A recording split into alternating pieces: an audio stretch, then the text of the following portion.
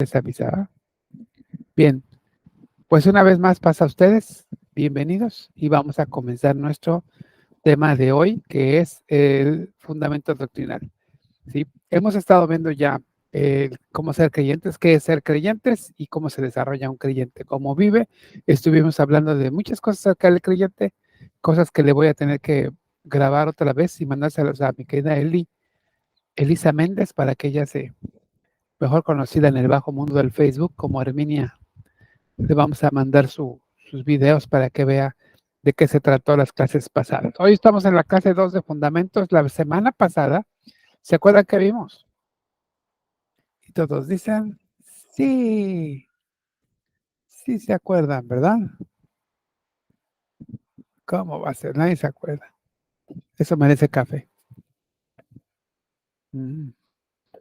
Bueno, en la vez pasada, la ocasión pasada, estuvimos viendo acerca del tema de el fundamento doctrinal, la parte 1, que es fe y salvación, y vimos algunos puntos. Entre ellos vimos lo que es la Biblia, lo que es el Padre, lo que es el Hijo, lo que es el Espíritu Santo, el ser humano con su caída y todo, lo que necesita, que es el Evangelio, para convertirse entonces en un creyente que acepta a Jesús y que aún así entonces pasa a formar parte de la comunidad de fe a través del bautismo. Ese fue el tema que vimos la semana pasada.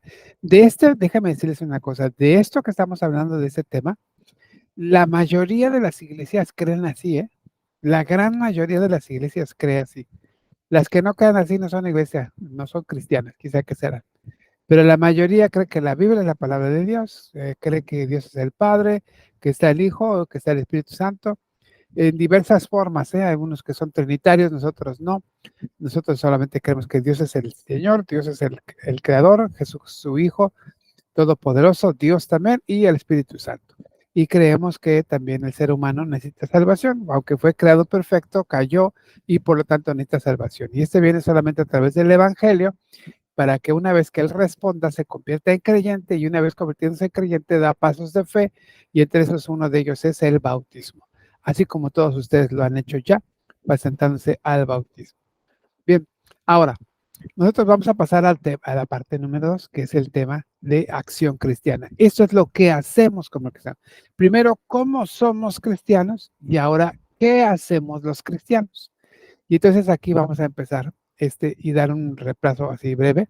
Dice que el punto de fe es acerca de la oración. Miren, perdón. La oración es la comunión del creyente con Dios a través de palabras o pensamientos de todo corazón, con fe, guiado por el Espíritu Santo en el nombre de Jesús y con la disposición de aceptar la voluntad de Dios. En las Sagradas Escrituras nosotros vemos esta vez como Jesús está orando durante mucho tiempo. Esa es la forma en que se comunica con el Padre. Es como si nosotros quisiéramos hablar, por ejemplo, Elisa que quiere hablar con Abel, ¿cómo le hace Elisa para comunicarse con Abel? Abel tan lejos que anda en la lejana Alaska. ¿Cómo le hace? Pues se llaman, ¿verdad? O se escriben, se chatean o hacen una videollamada. Esto hace que estén en comunicación. Bueno, con el Padre es la oración. Él ha elegido, ha puesto y ha definido que la forma de comunicarnos con Él es la oración. Y la oración no es un soliloquio. La oración es un hablarle a alguien que está vivo y que está presente, que en este caso es nuestro Dios. Y Dios siempre va a responder. Siempre va a responder Dios, siempre. A veces va a decir que sí, a veces va a decir que no, y a veces va a decir, espera, todavía no, o aún todavía no. Entonces, la oración es importante, es el medio de comunicación entre Dios y nosotros, ¿sí? ¿Cómo nos comunicamos con Él? ¿Por medio de palabras o de pensamientos? Entonces, nosotros podemos estar orando todo el tiempo. La Escritura dice, orad sin cesar. Y entonces la oración sin cesar puede ser todo el tiempo, donde sea, como sea. No tiene que ser probablemente con palabras ni posiciones de rodillas o cerrando los ojos, enganchando la cabeza, ¿no? Con el pensamiento. Dios está atento de nosotros siempre. Por lo tanto, con el pensamiento también podemos estar hablando con el Señor. Mientras lo hagamos de todo corazón, que lo hagamos con fe, ¿sí? Que seamos guiados por el Espíritu de Dios, porque el Espíritu Santo, Él nos ayuda en nuestras debilidades. Por ahí, si ustedes vieron, escribí una de mis reflexiones acerca del Espíritu Santo y me pareció muy bonita. Ahora, esto siempre con la disposición de aceptar la voluntad de Dios. Bien, el punto de fe número 9 es la oración. El punto de fe número 10 habla acerca de los 10 mandamientos. A ver si no nos tardamos mucho aquí, porque el que viene este y el siguiente, el 11, son fundamental. Aquí es donde, si todas las iglesias cristianas estamos igual en la parte de lo que es fe y salvación, e incluso, ¿sí? Incluso la oración también, aquí quiero que noten esto, miren. Esta parte de nosotros está ligada con muchas iglesias cristianas, muchas.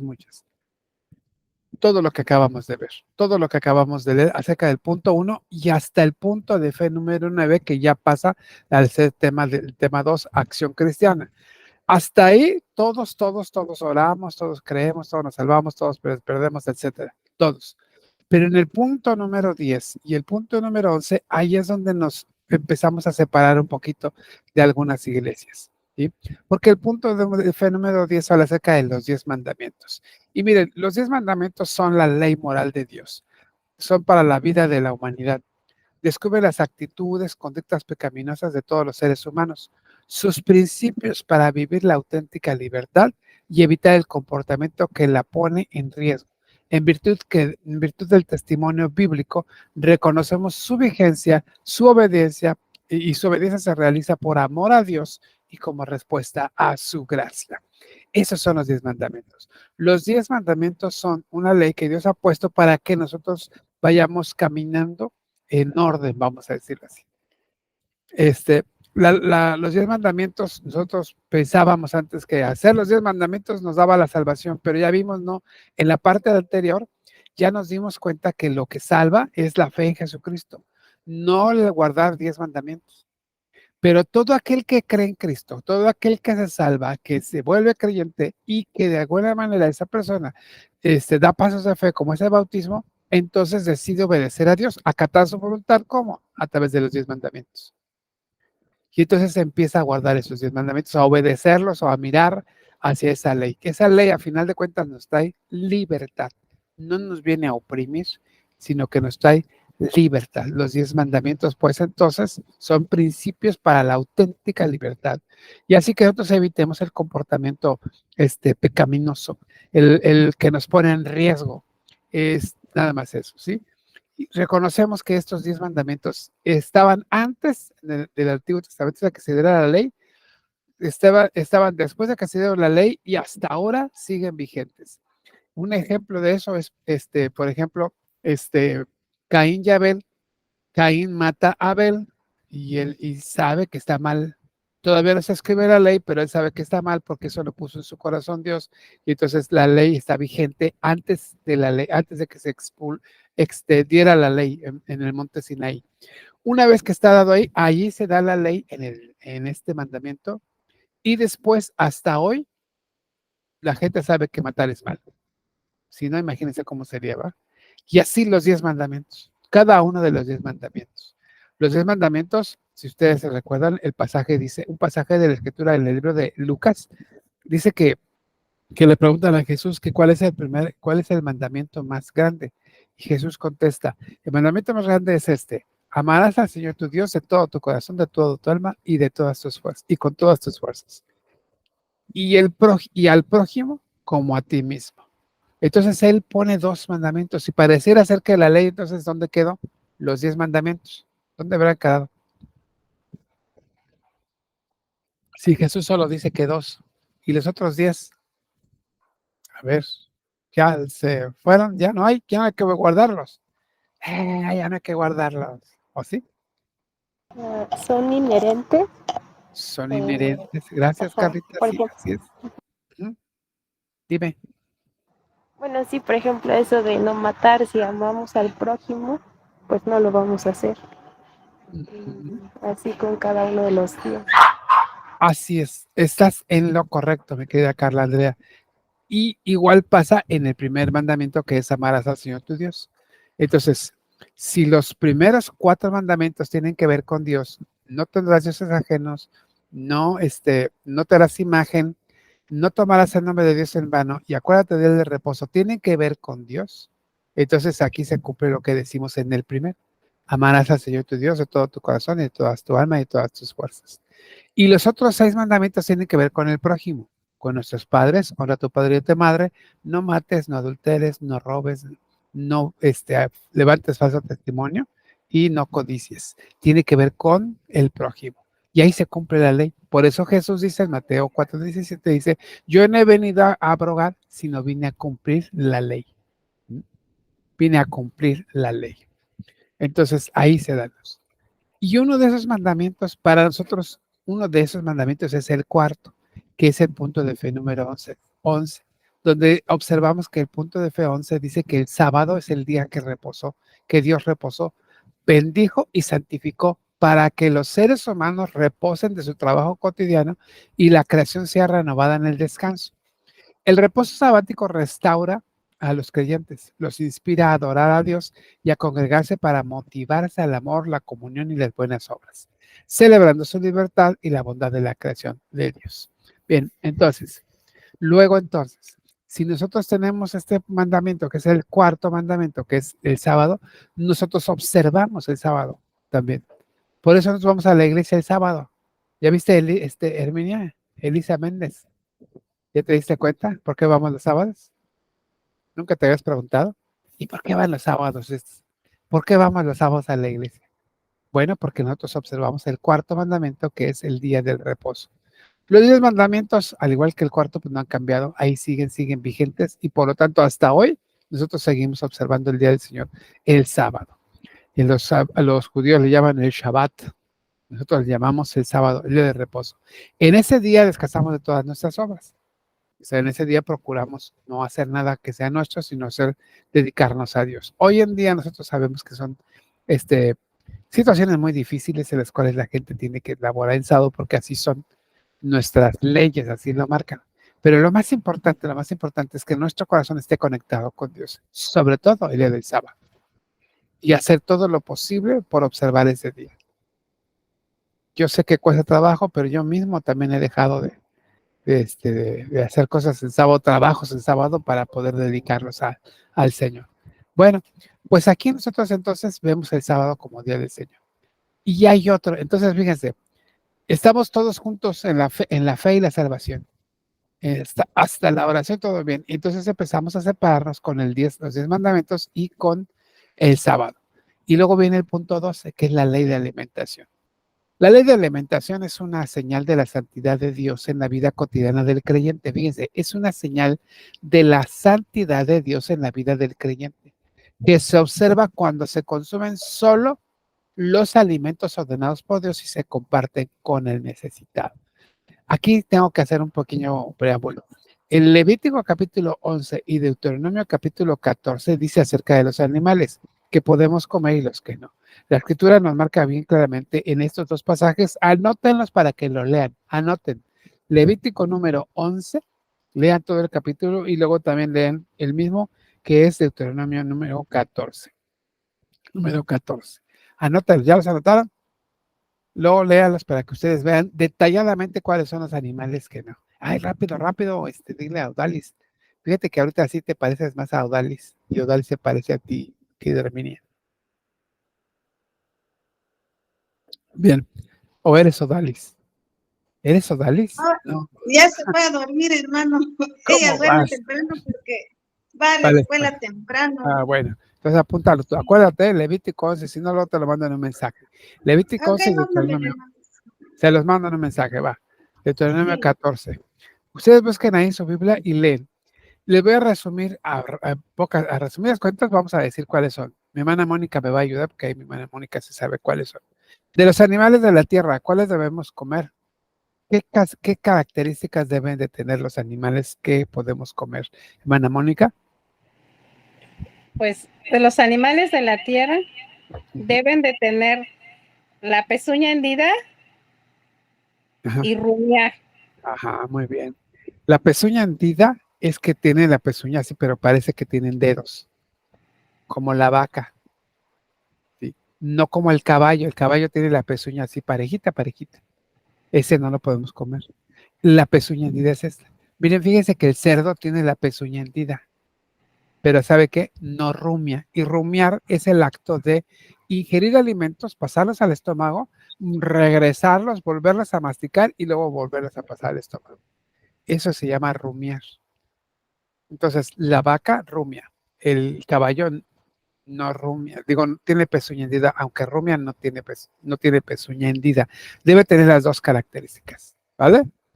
Como el caballo. El conejo tiene pezuña hendida, pero no rumia. Es más, no tiene pezuña hendida, tiene garra.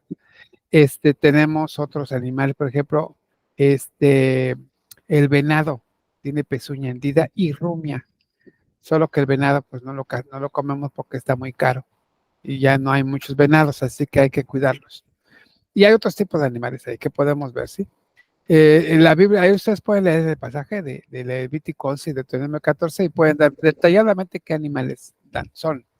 Ahora, tenemos también los animales del agua. Y los animales del agua, hermana Zoila, que está por ahí conectada, nos va a ayudar y nos va a decir las características que debe de tener los animales del agua. ¿Cuáles son, hermana Zoila?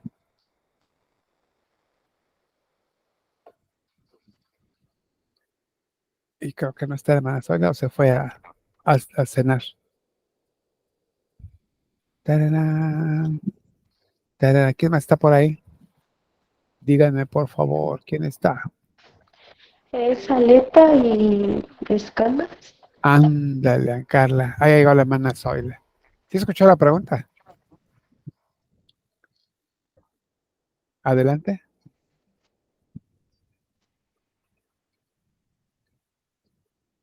La pregunta fue, ¿qué características tienen los animales del mar que podemos ingerir o comer?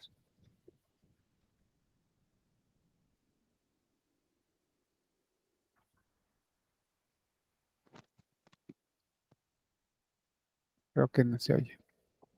No. Porque los audífonos. Sí, adelante, hermana. Ya lo desconecté. Aleta y escama. Exactamente. Animales, por ejemplo, hermanos, como por ejemplo el huachinango, tiene aletas y Ajá. escamas. La mojar. Muy bien. ¿Qué animal tiene aletas pero no tiene escamas? Puede ser el camarón. El camarón ni tiene aletas ni tiene escamas. No tiene El escamas. tiburón, Tiene aletas y no tiene escamas. Hay un pez que es el bagre. el bagre. Espérame. Ah, ya. Sí, no te ves. Sí, el bagre. Y hay otro tipo de animales, el camarón, todos los moluscos, los ostiones y esos, no tienen ni aleta ni tienen escama. Entonces, los animales que sí comemos del mar son esos, ¿sí? Aunque sea muy antojadísimo lo que es la langosta termidor, tampoco la comemos. Bueno, es el pulpo, imagínense. Bueno, recuerden que si no comerlo, no es porque nos vayamos a condenar, sino porque va a reflejar la santidad de Dios en la vida de nosotros. Tomar decisiones como esas de no comer esos alimentos refleja lo que Dios hace en nuestras vidas. No para que nos perdamos o no nos perdamos o ganemos más salvación o no. No. Lo hacemos, ¿por qué? Porque se refleja la santidad de Dios en nuestras decisiones y en nuestra vida cotidiana. ¿Sí? Y faltan los animales de... Sí, hermana Moni, dígame usted. También otro aspecto, hermano, que es importante que tal vez lo lleguemos a comentar, no sé si usted quisiera ahondar en el tema, pero al respecto de la ley de la alimentación, yo luego platico mucho con las personas que luego me llegan a preguntar el por qué yo consumo ciertos alimentos y ciertos alimentos no consumo. Yo luego me pongo a pensar, si ese tipo de alimentos hubieran sido buenos, el eterno Dios no nos los hubiera quitado. Algo tienen estos animales que no son buenos para que nosotros no los comamos. Y por ejemplo, tienen una función. Nosotros sabemos bien, por ejemplo, los ostiones, los calamares, el pulpo. Si nosotros observamos su vida y su tipo de carne, la función que tienen en el mar son limpiadores. Sí, Comen defecaciones de los otros animales. Por ejemplo, el ostión, si tú lo observas, es como lodo. Y porque entonces dices tú, bueno, ¿por qué es lodo? Tiene un alto índice de toxicidad, de colesterol, igual el camarón, o sea, muchas personas dicen, ay, es que es buena carne porque es magra, o igual, por ejemplo, la langosta, pero es carne que tiene altos índices de toxicidad y las personas se enferman mucho o en el sistema de salud llegan enfermos porque hacen reacción a los mariscos. Muchas personas hacen reacción a los mariscos y dices, bueno, pero ¿por qué? Porque se intoxican, hermanos. Entonces, yo estoy segura que si fueran buenos para nosotros, el eterno Dios no nos los hubiera quitado. Entonces, sí, la carne de los animales que el eterno Dios nos quitó es porque no es buena para nuestro consumo. Y pues bueno, si hablamos del cerdo y de los animales carroñeros que comen carne pues echada a perder o demás cosas, pues imagínense la carne de estos animales cómo está de sucia. Así es. Así es. Bien, sí, Emma, tiene usted mucha razón. Por ejemplo, el puerco produce la cirtocircosis, que es una bacteria que si se va al cerebro, ya. Y bueno, pero también déjeme decir una cosa. Por ejemplo, la carne de res, en exceso produce males también. Así es. También produce males. Entonces, el asunto va más allá de solo no comer. Qué bueno que Dios nos mira con misericordia y hace que nosotros de por sí comemos no tan bueno, pues que no comamos todo lo malo. Porque sí es cierto, son animales carroñeros, incluso las aves, porque de las aves que vamos a pasar a ver ahorita y de los insectos que nos faltan, las aves, incluso muchas aves que no comemos, la característica que debe de tener es que para no comerlo es que sean carroñeros. Si son carroñeros, no los comemos. El buitre, la lechuza y otros muchos más que no comemos, pero son carroñeros. Los que más comemos, la característica que predomina en los animales que sí comemos es que son animales de granja o animales que comen granos, la mayoría de ellos. Aunque hay algunos que comen insectos, por ejemplo la gallina que come lombrices. Pero recuerden una cosa, las aves que comen carroña comen animales muertos. Le llaman limpiadores, al igual que los peces, hermana Moni, ¿verdad? Algunos peces le llaman limpiadores o carroñeros. Por ejemplo, el camarón. Y así, esa es una de las características más predominantes. Y eso ayuda a que nosotros nos mantengamos más sanos. Pero más allá de todo eso, además de todo eso, más allá todavía es, ¿por qué? Porque Dios dice, así ustedes reflejan la santidad en sus vidas cotidianas, que eso es lo más importante. Eso es lo más importante. Entonces, Dios ha determinado a esos animales. Termino con las aves. Las aves ya dijimos que tienen que ser no carroñeras y que coman granos, la mayoría de ellas. Eso no está en la Biblia. Eso lo determinamos por el tipo de animales que vemos ahí. Y como dice la lista de animales.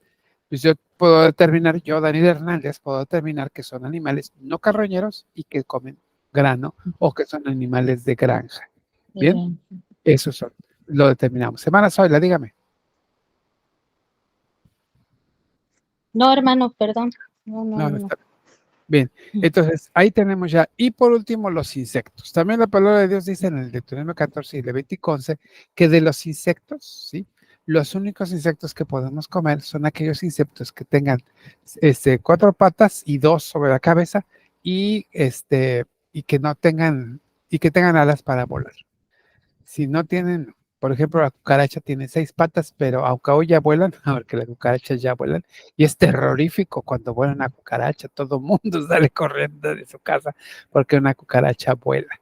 Pero antes no volaban, evolucionaron las cucarachas. Bueno, las cucarachas son carroñeras, ya no se puede comer tampoco. Y otra serie de insectos, gusanos, si a alguien le gusta el tequila y se toma los gusanos esos que salen en los tequilas, no sé cómo se llaman los gusanos de maguey, pues no, está mal. Si se les gusta hacer tacos de acosiles, también está mal. Si se hace tacos de hormiga, porque hay gente que come hormiga, o la hueva de la hormiga, no sé qué comen, está mal, ¿sí? De los insectos solamente es el chapulín, bueno, el chapulín es ¿cómo se llama ese animal? Se me olvida. Ese lo comía Juan el Bautista. Juan el Bautista dice que comía langosta. Y miel.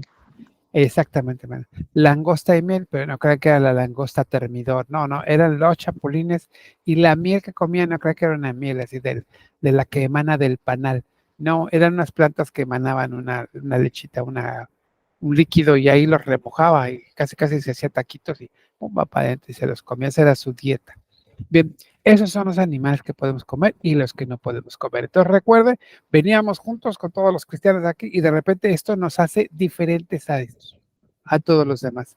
En el sentido de la salvación, que es el punto de fe, es el tema número 1 que vimos la semana pasada, la mayoría de las iglesias cristianas que se aprecian como cristianas los guardan, los observan, hasta la oración. Y ya las iglesias que tienen estos 3 puntos, 10, 11 y 12, pues son iglesias que se les conoce como sabáticas, y ya empiezan a distinguirse de otras iglesias. Bueno, tenemos el punto de fe número 13, ¿sí? Aquí vamos a hablar de, sí, hermana Moni, dígame. Ay, hermano, rápido. Entonces, Sí. nada más como para subrayar. El punto de fe de la alimentación, ese no es mandamiento. Entonces, ¿cómo nosotros lo debemos de contemplar si no es mandamiento? No está en los 10 mandamientos. ¿Es un precepto? ¿Es una ley oral o qué es? Es una alta recomendación la cual nosotros tenemos que asumir como buenos cristianos. ¿Por qué? Porque Dios es más sabio que nosotros. Y Él determina este punto, nos dice, hazlo así porque nos conviene. ¿Por qué? Porque aquí demuestra la santidad. Si nosotros realmente amamos a Dios, si realmente queremos tener una buena relación con Él, pues lo menos que puedo hacer es obedecer. Lo menos que puedo hacer es decirle qué es lo que quieres que yo haga. Y entonces Él me dice, mira, yo te doy esta muy alta recomendación. No comas estos animales. ¿Por qué? Porque así tú vas a reflejar en tu vida santidad. Vas a reflejar. Y esa es la recomendación. Bueno, pues si eso es lo mejor eso es lo que Dios me dice, pues yo lo voy a hacer. Porque no voy a poner en entredicho lo que Dios me dice. Esté dentro de los 10 mandamientos o no. Porque no solamente están los 10 mandamientos, sino hay muchas cosas más que Dios determine que hagamos o no hagamos. El mismo Jesucristo, ¿sí? El mismo Jesucristo viene, no son los 10 mandamientos, lo que hace Jesucristo, todo lo que nos indica Jesucristo son cosas que nosotros deberíamos de guardar, deberíamos hacer, como es la misericordia, la gracia, como es el perdón y muchas otras cosas más, que van implícitas, o como decía hace rato Carlita, que van implícitas en los 10 mandamientos, porque perdonar al otro, pues es reflejo del amor al prójimo, y tiene mucho que ver con los 6 mandamientos que siguen, del 5 al 10. Entonces, este punto de fe, que como no está en los 10 mandamientos, pero sí es un punto que nosotros tenemos que, por eso lo ponemos aquí, para nosotros como iglesia de Dios es muy importante la ley de alimentación. Por eso nosotros predicamos acerca de esto y les decimos, lo mejor es que no lo coman. ¿Va? Gracias, hermana. Bien, yo espero que ahí me esté escuchando Guillermo, o ya lo arrullé y se durmió otra vez. Seguro está dormido ahí en sus brazos. Bien, hermano. Estoy grabando, perdón, discúlpeme, estoy grabando. Entonces vamos al número 13, ya vimos que es las buenas obras. Aquí miren las buenas obras, miren lo que Dios por amor convierte a los creyentes en sus hijos, haciéndoles partícipes de su naturaleza, que se expresa a través de las buenas obras. El creyente realiza estas buenas obras como respuesta, escúchelo bien, como respuesta de gratitud al amor de Dios, manifestando una fe obediente y rechazando lo mundano. Luego entonces, nosotros vemos cómo Dios viene a nuestro mundo, viene a nosotros a salvarnos. El primer punto, el primer tema que vimos, los fundamentos, del 1 al 8. Esa acción que hace Dios con nosotros de salvarnos, ¿sí? Eso nos trae vida eterna. Ahora, como nosotros ya hemos sido salvados, ya la hicimos, como dicen por ahí, lo que nos resta es decir, bueno, ¿y ahora qué hago? Y entonces pone los puntos estos que acabamos de ver, los 10 mandamientos y que son las buenas obras. Hacer buenas obras. Y todas las buenas obras tiene que ver aquello con lo que yo hago en favor de mi prójimo, de mis padres, de mi iglesia, de mis amigos, hacer buenas obras, ser misericordioso, amoroso, bondadoso, todo esto que puedo hacer en favor de otro o en favor incluso hasta de mí mismo. Todas estas obras son buenas obras. ¿Bien? ¿Hasta aquí comentarios? ¿No? Bueno, si no, ya saben, levanten la manita. Estamos en el punto número 13, que son las buenas obras. El punto de fe número 14 es la paz de Dios, el shalom de Dios. La paz de Dios no es un estado de bienestar abundante basado en la comunión con Él y que abarca todos los aspectos la paz de Dios es un estado de bienestar abundante basado en la comunión con Él y que abarca todos los aspectos del ser de los creyentes y sus relaciones. Ellos son portadores de esta paz y del ministerio de la reconciliación. Están comprometidos a construir un estado de armonía con el prójimo y la creación, oponiéndose a la violencia en cualquiera de sus manifestaciones. Bien, entonces la paz de Dios no solo es algo que recibimos de Dios, sino que además damos a los demás. Es algo que Dios nos da y que damos a los demás. Es nuestro trabajo, es un bien que se nos da, pero es nuestro trabajo y es nuestro quehacer, hacer paz. No solo se trata de tener paz, sino de hacer paz. Esto es lo que nosotros tenemos como el shalom de Dios. Es el hecho de sabernos que nosotros estamos bien delante de Dios, que Dios nos trae esa paz y que tenemos un bienestar dentro de nosotros, no importando las circunstancias que estén alrededor. Les platicaba yo el sábado, creo que así era, si ustedes se acuerdan de David el rey que estaba ahí en su cama y escribe el salmo. ¿Se acuerdan qué salmo les dije? En paz me acostaré y asimismo dormiré porque solo tú me haces dormir confiado. Bueno, pues él lo escribió en medio de la guerra. ¿Por qué? Porque él tenía dentro de su ser paz, porque sabía que Dios estaba con ellos y que al final iban a vencer, no importando las circunstancias que están alrededor. Pues eso trae una paz, y es la paz que sobrepasa todo entendimiento, que no lo podemos comprender, pero que ahí está. Esa paz ahora es nuestro trabajo darlo a otros. Por eso nos asumimos como opositores de toda violencia. En este pasaje, en esta parte del punto 14, anteriormente en los puntos de fe anteriores que teníamos a estos, teníamos una parte que decía acerca de tomar las armas. Si nosotros tenemos o nos llaman a la guerra, vamos a decirlo así, y nos invitan a tomar las armas, ¿qué haríamos?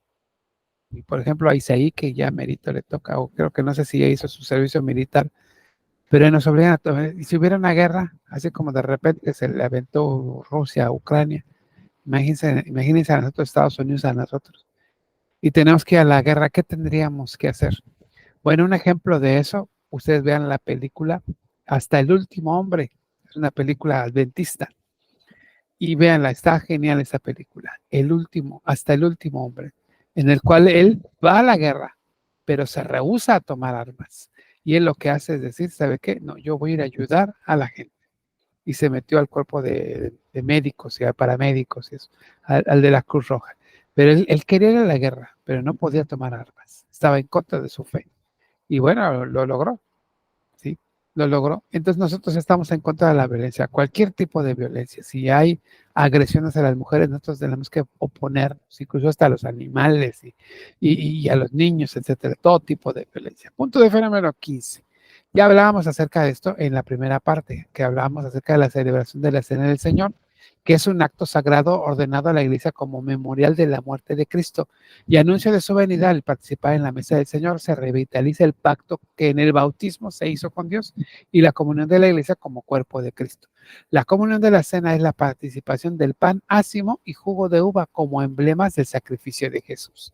Aquí está muy claro que se trata de la cena y bueno, esto es lo que hacemos en la Cena del Señor.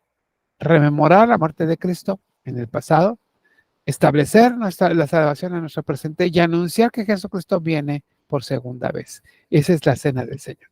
Lo tomamos con esos dos emblemas que son el pan ácimo y el jugo de uva. Bien.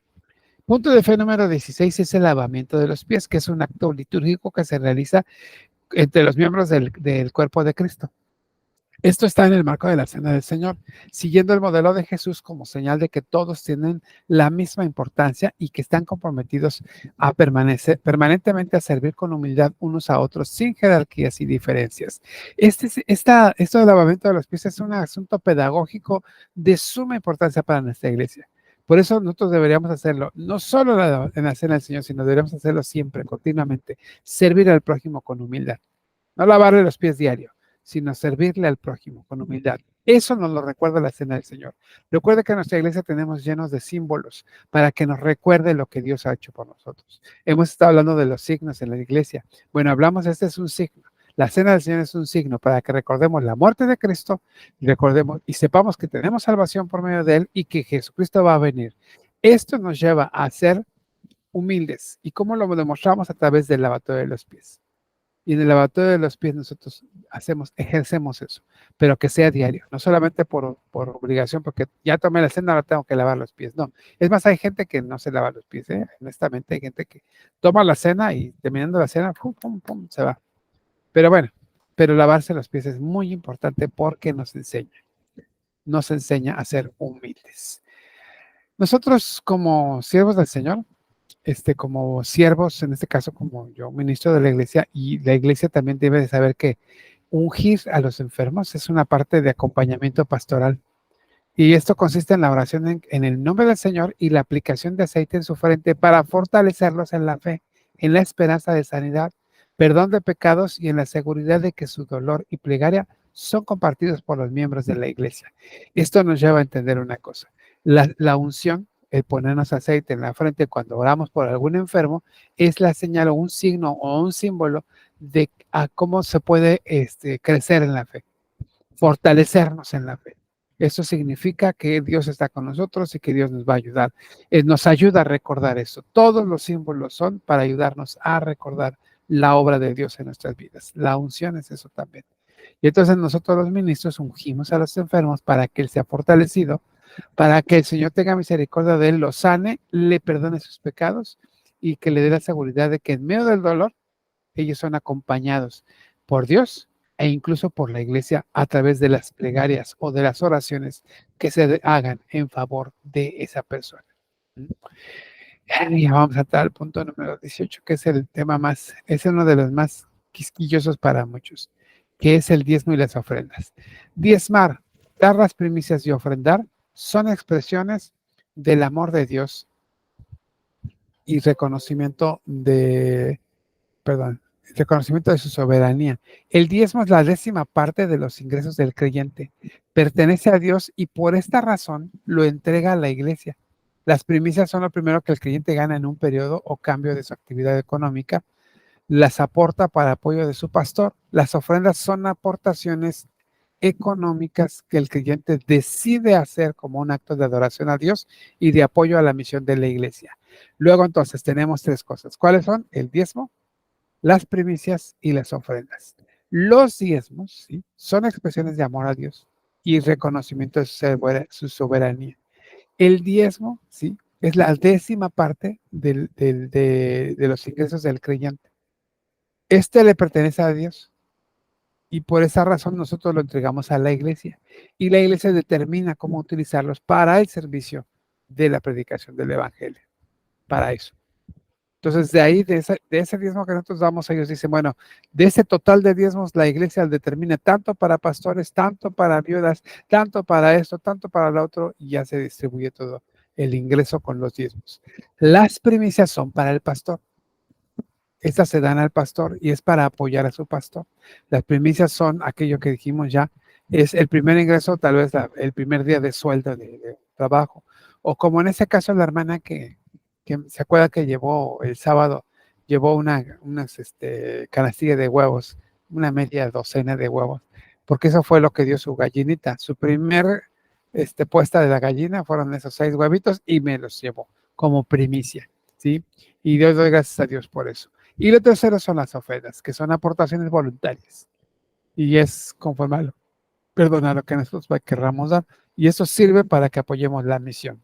Entonces, los diezmos sirven para pagar el evangelio, las primicias para apoyo al pastor y las ofrendas para apoyo a la misión.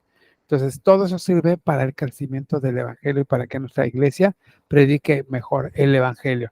Y esto involucra, por ejemplo, a nosotros en Comunidad Ararat, en adecuar las instalaciones de tal manera que la gente vaya y esté a gusto para que no haya interrupciones y puedan escuchar la palabra de Dios. Bien, ese es el punto de fe de las diezmos, las ofrendas. Y por último tenemos el matrimonio. El matrimonio es el propósito de Dios para la pareja, en el que un hombre y una mujer se comprometen a unir sus vidas mediante un pacto de amor y fidelidad. Inicia ante las autoridades civiles, escúchenlo bien, inicia ante las autoridades civiles con testigos de la sociedad y es bendecido por el Creador ante la iglesia, para que dure toda la vida en un marco de igualdad, tolerancia, respeto y apoyo mutuo que honre a todos. Entonces, el matrimonio no solo es un suceso, sino es un proceso. El matrimonio comienza con las autoridades civiles, en el registro civil se da la firma, etcétera, y luego pasa a la iglesia para que la iglesia se bendiga y después continúe en su vida y que su vida dure hasta el final de los días y que digan y vivieron felices para siempre, como los cuentos de hadas. Pero así no pasaba. Bueno, pero se trata de hacer eso. De eso se trata. Ese es el matrimonio. Por lo tanto, hermanos, miren, tenemos ya los puntos de fe en lo que va a ser la acción cristiana. Eso es lo que hace el cristiano, sus acciones. Entonces, ¿qué hace un cristiano? Ora, guarda los mandamientos de Dios, incluyendo el sábado, la ley de alimentación. ¿Sí? Hace buenas obras, busca la paz con todos, celebra la cena del Señor, le lava los pies a sus hermanos, ¿sí? Recibe o da unción para acompañar a los enfermos, diezma y ofrenda, y también guarda o vive, si es casado, vive en matrimonio, que el matrimonio ya sabemos que es monógamo, es heterosexual y es para siempre y perdura para siempre. Monógamo porque es una sola persona, heterosexual porque es hombre y mujer y para siempre. Hermana Moni, adelante. Hermanos, ahorita retomando un poquito al respecto del diezmo, a mí siempre que se toca el tema del diezmo, hay una parte que a mí siempre me llama mucho la atención y quiero preguntarle a usted, hermano, si la percepción que tengo es real o a lo mejor tengo mal definido esa parte en la Biblia. Pero yo no sé, hermano, en la Biblia que haya otra parte en la que nuestro Dios nos diga que lo probemos. Y en el diezmo ahí sí nos dice, probadme en esto. O sea, como que nos invita a que probemos la soberanía que Él tiene y la misericordia que Él tiene en nuestra vida con el dinero. Entonces, yo luego cuando toco el tema de diezmo, tal vez pues con la familia, con los hermanos o pues no sé, con alguien que me llegue a preguntar, ay, ¿tú cómo es que diezmas? Eso ya no se usa. Entonces, yo me pongo a pensar, ¿cómo es que el eterno Dios nos reta? Porque nos dice, pruébame. No sé, hermanos, si esté yo en ese concepto o que haya otra parte en la Biblia donde nos rete el eterno Dios a probarlo a Él. Sí, es una de las partes, sí, y tiene la razón. Sí, es cierto, el Señor es de las partes donde dice que lo probemos es en el diezmo. Probadme ahora en esto y van a ver si no derramo bendiciones en ustedes hasta que sobreabundan. Aunque hay otros pasajes que hablan acerca de probarlo a Él en el sentido de su misericordia y de su gracia. Pero este retumba en toda la Escritura, porque esta es una prueba de lo que Dios ha hecho. Ahora, nosotros entendemos esto. En el Nuevo Testamento no se menciona nada del diezmo. Pero mire, déjeme decirle esto. Nosotros cuando somos niños nos enseñan ciertas cosas que cuando somos ya mayores ya no nos lo dicen, pero lo hacemos. ¿Por qué? Porque lo aprendimos cuando éramos chicos. Vamos, no necesito decirte, me decía, tal vez le diga a su papá, a un niño, ¿no? No necesito decirte que tienes que bañarte todos los días para que te bañes todos los días. Eso ya es algo que ya lo aprendiste de chico y cuando eres grande lo haces. Así. Bueno, el diezmo es lo mismo. En el Antiguo Testamento menciona mucho el diezmo. Entonces, todos los creyentes ya sabemos que ahí está y que es un mandamiento y que tenemos que seguirlo y que tenemos que hacer. Es base de nuestra fe que demuestra la gratitud que tenemos para con Dios por las bendiciones que tenemos. Dice David, de lo recibido de tu mano, hoy te damos. El mismo Abraham decía, voy a dar el diezmo a mi Señor. Entonces él apartó todo lo que no era de él, que era de los siervos, de los que le ayudaron a combatir, etcétera. Y dice, y esto que yo gané, esto es mío, esto lo voy a dar. y lo diezmó para el Señor. Ahora, la Escritura nos enseña que Dios ha determinado que ese diezmo se vaya a los levitas, en el caso del Antiguo Testamento, a los levitas, porque ellos no tenían heredad, sino ellos iban a vivir de lo que era el templo.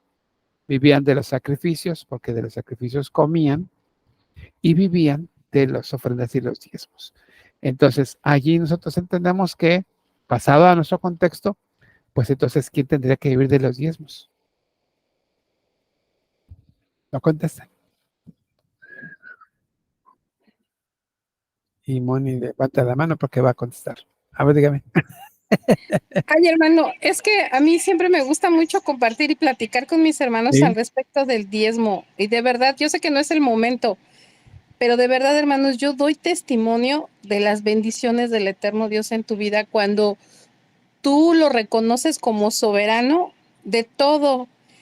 Y en la parte de los dineros en nuestra vida, hermanos, sí, de verdad nada es nuestro, nada nos pertenece. Si el eterno Dios nos bendice, así sean 10 pesos, imagínense, de 10 pesos que el eterno Dios nos dé, solamente Él nos pide uno, pero en teoría Él nos pide como si fuera para Él, pero es una muestra de reconocimiento a la instrucción que Él da, pero que Él lo hace pensando en nosotros, porque yo luego digo, qué bendición es el poder dar el diezmo, porque eso representa que tenemos bendición en nuestra vida, porque tenemos salud, porque tenemos trabajo y porque podemos contribuir a que el evangelio sea pregonado en el mundo, porque podemos contribuir a que el pastor llegue a la iglesia o podemos contribuir a que un hermano que no tiene trabajo tenga bendición en su mesa, en su canastillo, o para que lleguemos a la iglesia y que tengamos una silla donde sentarnos, o que haya papel en el baño de la iglesia.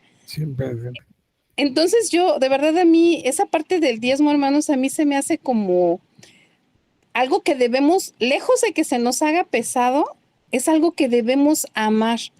Amar el diezmo y de verdad bendecir el nombre de nuestro Dios porque nos ha permitido conocer de su bendición. Así Entonces, yo de verdad, hermanos, es algo que a mí me gusta y luego a veces hasta redundo en ello y no porque yo quiera hacer alarde de que yo soy una persona que diezma, sino porque me siento en deuda con el Eterno, porque conozco de esa bendición y a veces la omitimos, hermanos, abusamos nosotros de la misericordia de Dios. Hay que Amén. reflexionar en ello. Así es. Sí, mucha gente dice, bueno, es que sí, dice el Señor, probad no ahorrar en esto y van a decir, no abro las ventanas de los cielos y derramo bendiciones. Y entonces parece un negocio, ¿no? Como cuando cantábamos algún estribillo hace muchos años, muchos años cantábamos, de la ofrenda, la ofrenda, la ofrenda del Señor, si das un centavo, el Señor te da 2. Entonces pareciera ser un negociazo, ¿no? Imagínense, pues entonces si doy 20, pues me va a dar 40, y si doy 40, me da 80, entonces parece negocio. No, el asunto es dar, el asunto es obedecer, el asunto es ser fiel. Si me va a dar o no, si me va a responder, si me va a bendecir así, pues que bendito sea el Señor. Si no, el simple hecho de saber que ya di es una bendición para mí, así como lo mencionó la hermana Moni. Así que bueno, esa es la segunda parte del tema 2 y hemos visto este fundamento doctrinal en esta parte.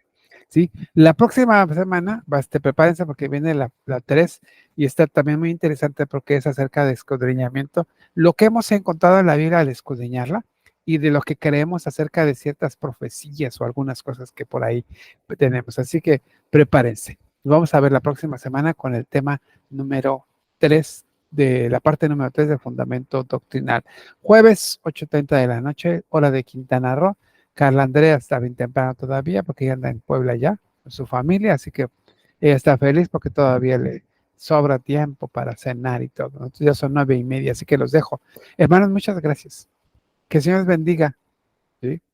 Y bueno, pues estamos a sus órdenes. Pasa vos. Gracias. Que estén bien. Adiós, Herminia. Que estén bien tus hijos. Adiós, hermano.